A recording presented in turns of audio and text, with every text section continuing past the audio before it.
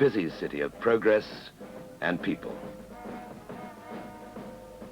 It is a big city, big in size, big in population, but it has its problems. Moving people to and from work and around the city every day is one of them. Beneath this sprawling city, a drama is taking place. A drama which will reshape the metropolitan transport system. The Melbourne Underground Rail Loop. Its vital purpose is to expand present facilities, not just to meet the needs of today, but to cope with the demands of tomorrow.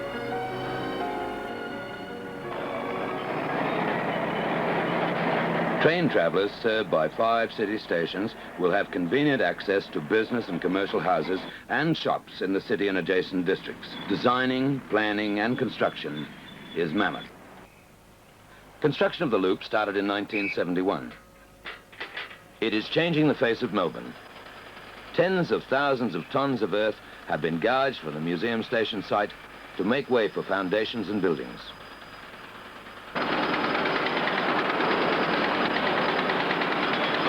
Deep underground, engineering skill, reflected in rugged symmetry, competes for attention with the work of the artist on the surface.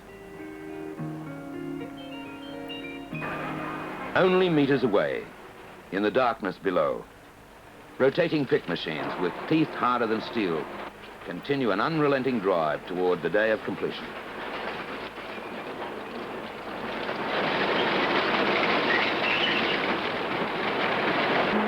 The staccato of pneumatic drills shatters the eeriness as man and his tools come to grips with the Earth's stolid toughness. The full-face tunnel boring machine, aptly called the mole, uses its 60 disc cutters to excavate a 7-meter circle in solid rock at every turn of its giant cutter head.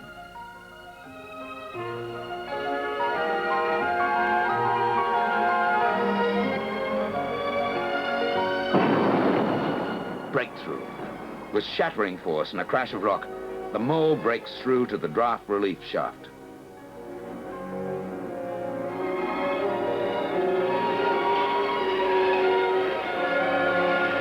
There is much to be done. With the flexibility provided by the loop and extra tracks on suburban lines, greatly increased capacity will be available to the Melbourne railway system. More expresses, reduction in travel time, better and faster train services.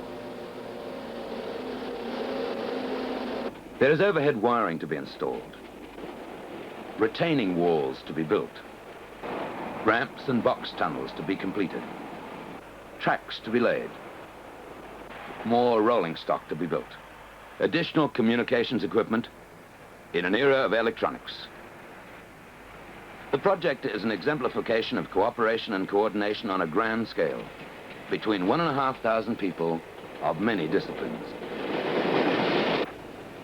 A glimpse of the future below the surface for members of the public during a Melbourne Underground Rail Loop Authority open day. Above ground, there is ample evidence of activity and the pattern of progress.